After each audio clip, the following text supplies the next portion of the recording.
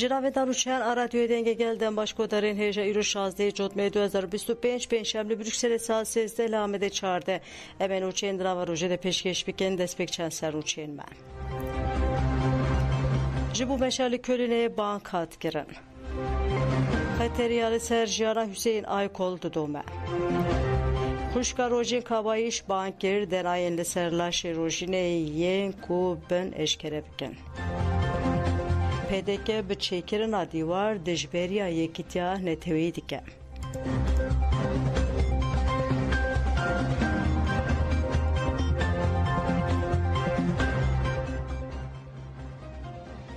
دیگه کورمدهش بو مشال کلونه بانکر هفسرکا کورمده رو کناکچا آنیزما کو گلی کرد به 10 سالانه تکوشینه که برومت دیگه اوها دوام کرد به بردن گرانبها اراده که سیاسی جواکی و دموکراتیک به دست خستیه این روژه پیشنگتر برتیا خوش بو پیش روژه وکیو عادل و آشتیاره یا گلان گریه روژه به دوه هرکس بانگاره براپوی آشتی و جواک دموکراتیک دوه چارچوه ده بنرخینه بارماجا پیشگیریه بدن ریبراپو املی کلونه مشکر سیده دار بخن دوی کردستانی دوستین کردان تولیم بشی ببن او هلوسته که هفپار نشان بدن اینسیاتیفا کو پیشنگتر ریبرتی دست بگیریه جبو پیش روژین هفپار یا گلین فرسنده که دیروکیه جبو که اف پیواجوی انجام ارینی او مایده بخوره بینه دوی هفگیرتره که خورد هلوسته که هفپار وره نشاندن مشو میتینگالی کلونه نتنه چالکیه که روژا راگه هاندنا دا خوازا چاری سریا دموکراتیک یکیتیا نتوی و اراده آزادیا گلیمه ده همان دمده بانگا پیشگیری جواکی ال پیواجویا دانوستاندران و خردکرنا پرسپکتیفا دموکراسی و آشتیه جبو ویجی ام بانک لگری خو دوست خودکین کو بشتاری مشا دیروکی ببن ول دور آزادی ر براپو کوم ببن جبو پیش روژن هفار آگلان آزادی آشتو دموکراسی دنگ خو بلند بکن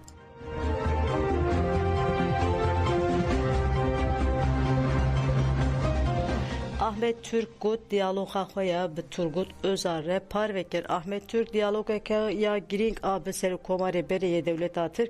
Turgut Özar'e ya derbare agirbest akure berapot sala 1939 deragahandı bu.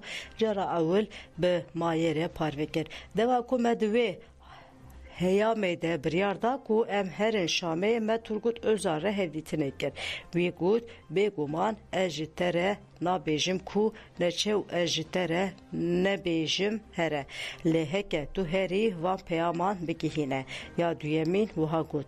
Jibu tu rahattır bebi hin ji endamên koma xwe bixwere bibe. Yani xetera rubrubuna lepirsine gedeke bibe. Ez wisa difikirim vê yekê tam wekî ku qewimî ji ojalara reva bikin.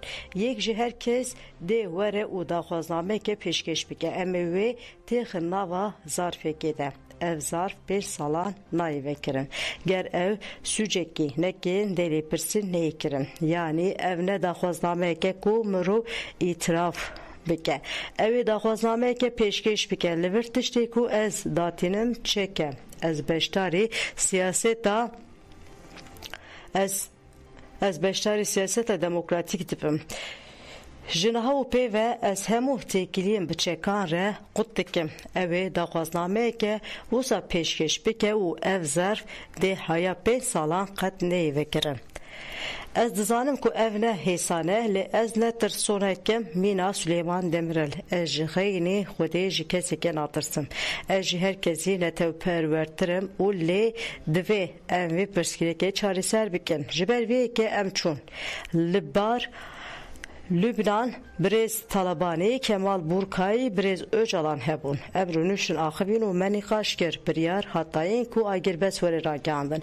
Bêguman hemûyan gotin agirbesteke semahî ez dê ji vê yekê derketim. Min got werin em çarçoveyeke minîna sê mehan destşan nekin. Wan jî got em ê çarçoveyeke sê mehan destşan bikin. Bêguman dema ku wan ev got tiştekê ku em bikin tune bû. Pişre em hatin Tirkiye wekê ku hûn dizanin Süleyman Demirel wê de me daxuyanek de û got Hündür bu xwejî di sê mehan de şîn nayê. Hêjayê gotinê ku piştî Özal bawekê guman jiyana xwe ji dest da konsepta Tansu Çîler û Doğan Güreş kete meriyetê û şerekê mezin bi salan dom kir.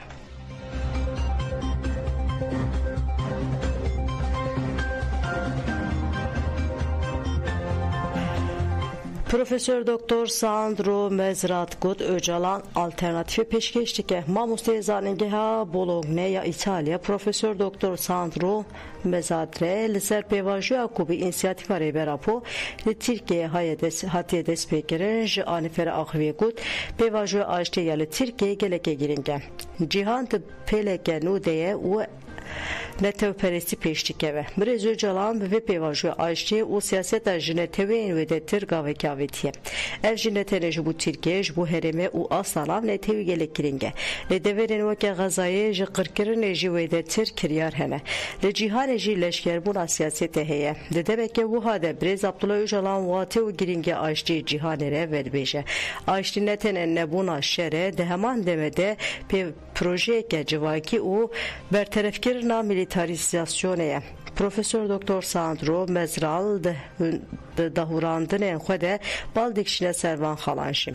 Pêvajoya aştê ya li Tirkiyeyê xwedî taybetmendiyeke xweser û dîrokî ye. Aliyê xweser di aliyê siyasî û dîrokî de geleke taybet e û vê bandorê li qada navnetewî bike. Tirkiye wê mecbûr bibe ku li hundir li gurî daxwazên Birêz Öcalan tev bigere. Eger wê neke wê gelek tiştan hûn da bike. Dîtina min ev pêvajoya aştê wê Tirkiye ber bi avaniyeke nû ya civakî û siyasî ve bibe. Bandora fikrên Birêz Öcalan Sinur derbas kiriye. Konfederalizma demokratik ya tevgera Kurt ve kapitalizma global puç bike. Profesör Doktor Sandro Masra heri David Beje ez dixwazim bi Rêber Abdullah Öcalan re hevdîtine bikim û biaxivim. Gelekê dixwazim li ser meseleyên têkildarî girîngiya siyasî ya rexneya li netewperestiyê pê re biaxivim. Hevîdarim ku ev yek li dema herî nêz de pêk were.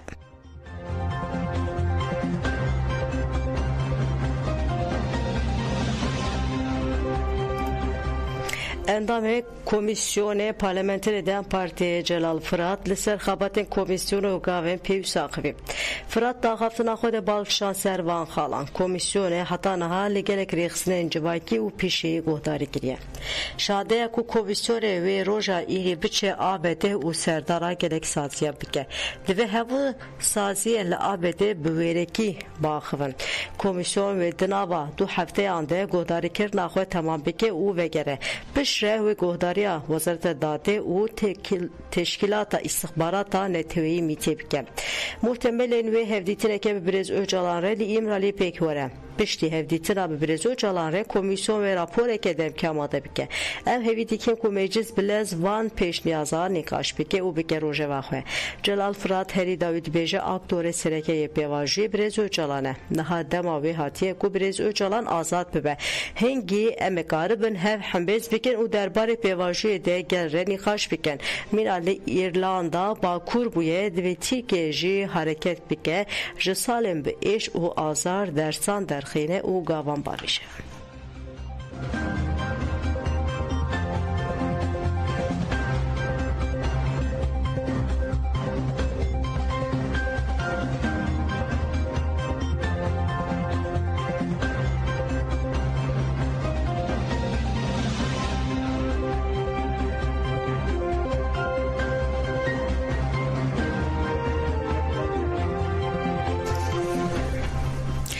Daxwaza me ya hevdîtina bi Birêz Öcalan re rewaya jinan bi duruşma em bi hêvî ber bi azadî ve dimeşin ji Amê de meşiyan Ankara'ya daxwazên aştî û çareseriya demokratik birin meclîsê. Hevşeredaran Dêrsimê Birsen Orhan têkildarê meşê axivî Orhan dibêje me çima ev meş pêkaniye. Hedefa meşa me ev bû ku mafî hêviyê pêk were. Me ji komîsyona hatiye avakirin xwest ku bi aktorê pêvajoyê re hevdîtinê bêkirin. Me xwest ku divê pêvajoyê de newekhevî ji holê rabin bi mîmarê pêvajiyê Birêz Öcalan re hevdîtin werekirin. Tevî hemû astengiyan jin meşiyan avabûna komîsyonê gelek binirxe. Ji bo aştiyê girîng e. Lê gel dibe ku gavên erênî bênavêtin. Ne tenê gelê Kurd hemû gel vê dixwaze. Divê pêvajiyê de divê komîsyon dev ji helwesta mijûlkirinê berde. Di meşa me pêk anî de gelek gel ev her tim aynı zaman. Me bi meşa xwe re li meclisê daxuyanekî da li dijî vê jî bê tahmîlî hebû. Me got me wek jinan meşek bekani û divê hûn jinan godarî bikin. Me dosyayek da komisyonê divê komisyon dayîkên ku zarokên xwe hûn dayikirine jinan godarî bike tenê bi guhdakirinê nemîne pêvajiyê lez bike.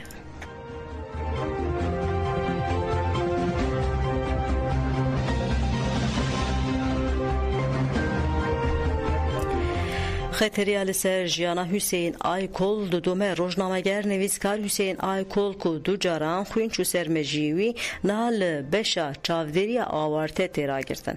Bijîşkê Aykol têkildarê rewşa wî axivî got ku xeteriya li ser jiyana Aykol dudome di dilê wî de pirsgirêk heye û ji bo piştgiriyê jî dermanan didin Aykol. Bijîşk destşankir ku her çend pir kêm jî be hêj xwîn diçe ser mejî Aykol ew hewl didin bi dermanên didin Aykol re pêşiya vê bigirin. Bijîşk got ku rewşa Aykol stabil e. Her wiha bijîşk destşankir ku ew ê rewşa Hüseyin Aykol ên bêyî derman jî bişopînin.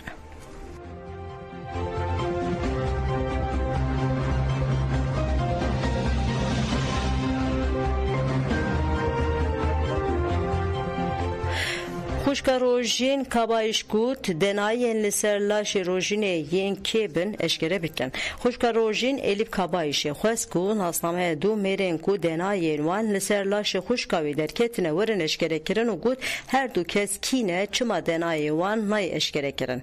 Elif Kabayîşê got ku hewldana raydaran ew e ku kuştina xuşka min weke xwe kuştinê bidin qebûl kirin.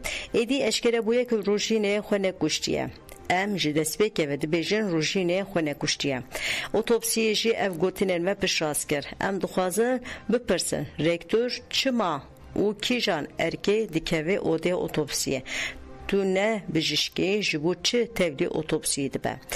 Waliyê wanê hêj otopsî xilas nebûye bavê min regot geçate xwe kuştiye. Vê wiha qebûl bike Nizamettin Efendi.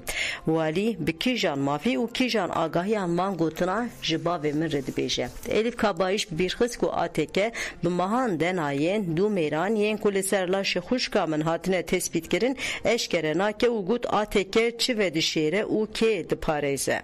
Em ê têkoşîna xwe bidomînin. Hêviya min xurt e û baweriya me ev e ku ev bûyera rûreşiyê wê bi piştgiriya gel derkeve holê. Ev saleke em dipirsin. Eger 100 sal jî derbas be heta adalet pêk were em ê bibêjin çi bi rojîn hatiye.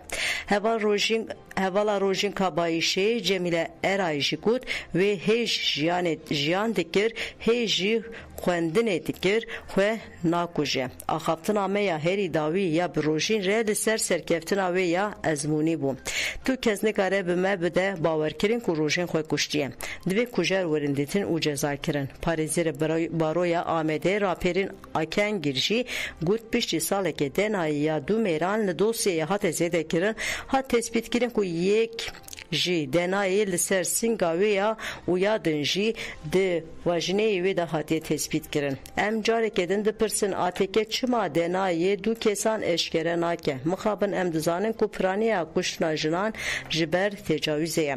Em weke Baroya Wan û Baroya Amedê daxwaz dikin û dosyaya Rojîn Kabayîşê ji alî êrişa zayendî ve werê lêkolîn kirin.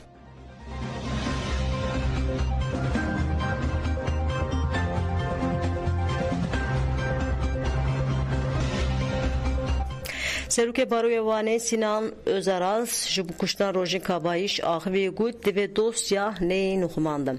Xwendekara Pola Yekemîn Azanîngeha 100. yıl a Wanê Rojîn Kabayîş 27 îlona 2024 li wargeha Lêdima hûn dabû piştî 18 rojan di pazê cotmehê de li peravê Molla Kasım cenazê wê hat dîtin. Piştî ku cenazê hat dîtin di rapora ji Saziya Tıbatiya İstanbulê ATK'de hat gotin nîşaneya destavêtina hatiye dîtin. Di rapora ji heman saziyê de ku piştî saleke di dihê cotmehê de hate tespît kirin ku denaya du mêran li ser bedena Rojîn Kabayîş hatiye dîtin. Serokê Baroya Wanê Sinan Özaraz ji anefere axivî û bibîr xist ku piştî otopsiyê numune ji Saziya Tıpa Atiya İstanbulê re hatine şandin û qala pêvajiyê tê kirin. Bi rapora Tıpa Adlî re diviya bû meha mijdarê de bihatin ragihandin li ser vê yekê jî bi xurtî û bi lez lêpirsîn bihata meşandin. Mixabin Saziya tipa adlî ev yek eşkere nekir. Li ser daxwaza me dozgeriye ragihand ku divê beşa raporê de valayî heye û diyar kir ku divê bê eşkerekirin lêbelê bê bersivmaye. Parêzer Sinan Özaras xwest ji roja ku rojîn hat wane û li zanîngehê bi cih bû heta bi roja winda bû divê têkildarî kesên têkilî bêre daniye.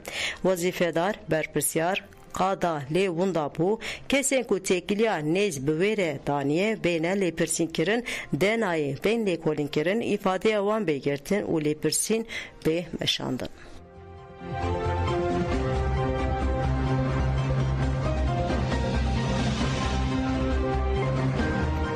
Koordinasyona jinana partiyên siyasî civiyan li gurê malpera Meclisa Sûriye Demokratîk nivîsgeha jinan a Meclisa Sûriye Demokratîk civîna koordinasyona jinan a partiyên siyasî li darxist. Serokê nivîsgehî Cîhan Qidro hevserokên jin ên nivîsgehê meclisê û nûnerên partiyên siyasî beşdar bûn. Di civîlê de rewşa siyasî ya li Sûriyeyê girîngiya pêkarîna sîstema nenavendî û pêkarîna rêvebirîneke çalak û giştî hatin qaşkirin.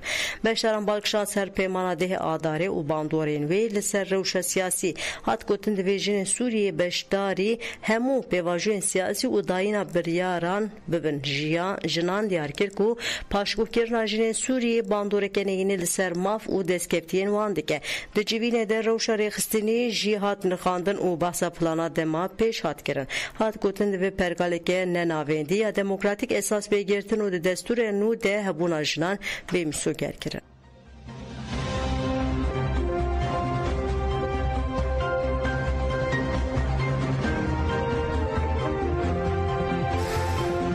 PDK bi çêkirina dîwar dijberiya yekîtiya netewî dike.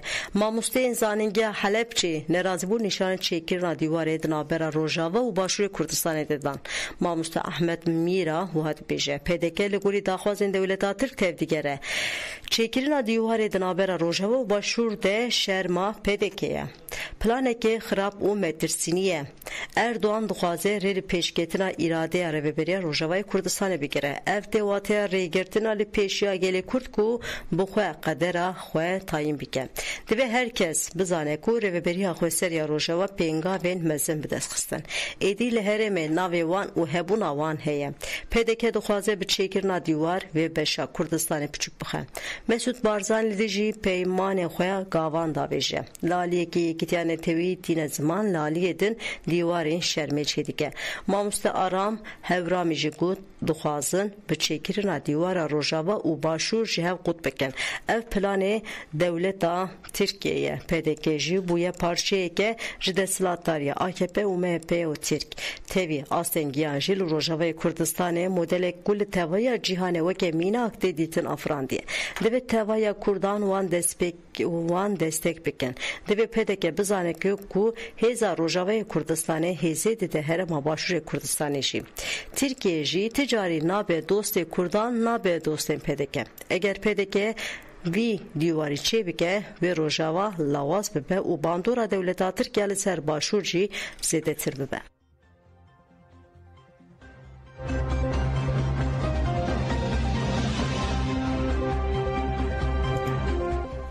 Belê godan ji menûçên û pêşkêşkirin ana xatirê we dem baş.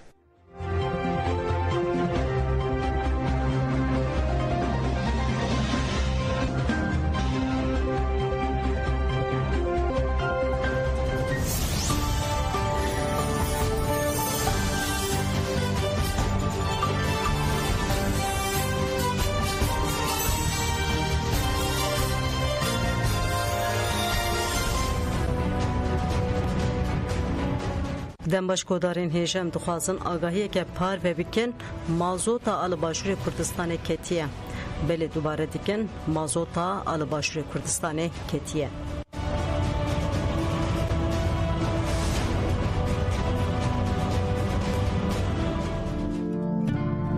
Tüm çocuklara. Bir sabah tanıştık onlarla. Açıldığında demir sürgülü soğuk kapı, her günkü gibi dikildi gardiyan, elinde bir yığın gazeteyle. Sordum ona, bugün mektuplar gelmiş mi? 195 mektup var dedi kısık bir sesle. 195 mektup. Her mektubun içinde 195